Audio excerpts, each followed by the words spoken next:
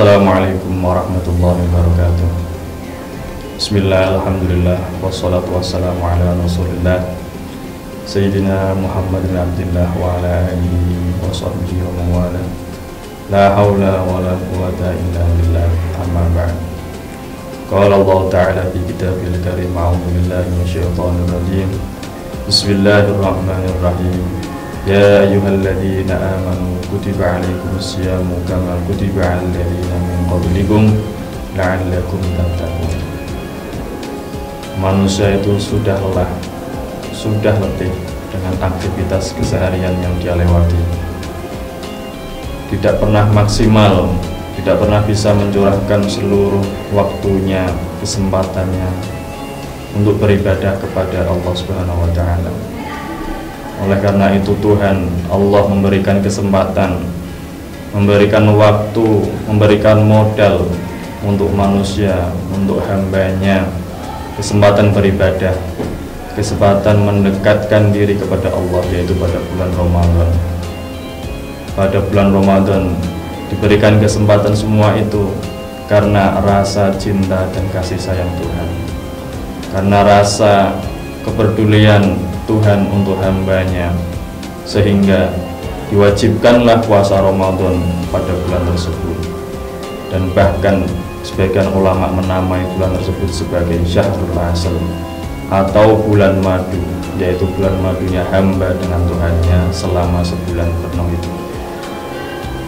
Dan perintah puasa itu tidak hanya diwajibkan ataupun dilakukan oleh umat Nabi Muhammad SAW. Di umat-umat sebelumnya ataupun Nabi sebelumnya juga pernah melaksanakan puasa. Seperti Nabi Adam, dalam riwayat beliau berpuasa yaitu pada Ayyamul Bid atau pada tanggal 13, 14, 15 setiap bulannya. Ada riwayat lain mengatakan beliau berpuasa setiap tanggal 10 Muharram, karena pada tanggal tersebut itu jatuh waktu beliau bertemu dengan Sayyidatul Hawa. Nabi Yusuf juga berpuasa ketika beliau dibuang oleh saudaranya dalam sumur, ketika beliau dipenjara, ketika difitnah, itu juga beliau berpuasa. Ketika beliau menjabat sebagai Menteri Keuangan pada zamannya juga beliau berpuasa untuk selalu mengingat nasib rakyatnya yang dibebankan amanahnya kepada beliau. Nabi Yakub berpuasa untuk putra-putranya. Nabi semuanya juga melaksanakan ibadah. Dan juga ulama mengatakan ada 3 ibadah yang pernah diamalkan oleh umat-umat sebelumnya selain puasa. Antara lain adalah berkorban, seperti Nabi Ibrahim berkorban anaknya, Nabi Adam juga berkorban antara Qabil dan Habil, walaupun makna korban itu masing-masing berbeda. Dan ternyata tidak hanya manusia yang menjalankan puasa, hewan dan tumbuhan pun juga melaksanakannya. Seperti yang kita tahu, ulat itu berpuasa ketika ingin menjadi kepompong, tirakat ingin menjadi lebih baik, dan juga ayam itu berpuasa ketika mengerami telurnya selama 21 hari. Dan juga hewan-hewan yang lain, bahkan tumbuhan, rela harus berpuasa menggugurkan pohon-pohon rindang daunnya untuk bertahan hidup. Jadi walaupun puasa terlihat pasif, menahan makan, minum, menahan hawa nafsu, tapi ternyata puasa itu aktif dan revolusioner.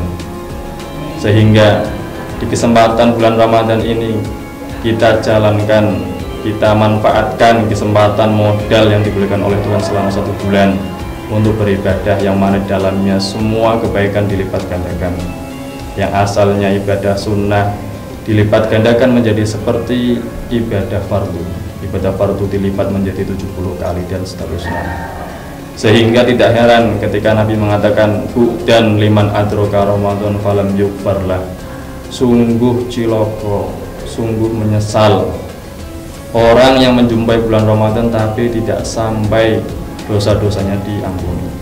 Karena itu, seperti yang kita tahu, semisal di lingkungan kita ada tradisi 17 Agustus semisal, dan ketika anak kita mengikuti 17 itu makan gratis, tidak bayar, sepenuhnya, sepuasnya, macam-macam makanan bisa diambil. Tapi ternyata ketika suatu hari pulang kok masih minta makan, itu kebangetan. Masih lapar minta uang kepada orang tua, itu masih rugi. Ngapain berangkat ikut jajan gratis makan sepuasnya tapi pulang-pulang masih lapar. Itulah gambaran hadis tadi, ketika orang menjumpai Ramadan tapi ternyata masih belum sampai dosa-dosanya di ngapura, dosa-dosanya diampuni, dan dosa-dosanya diganti dengan kebaikan amalnya. Semoga dengan datangnya bulan Ramadan ini kita bisa termasuk golongan orang-orang yang bisa memanfaatkannya sebaik mungkin, menjadi bekal modal kita di akhirat kelak nanti. Akhirul kalam, assalamualaikum warahmatullahi wabarakatuh.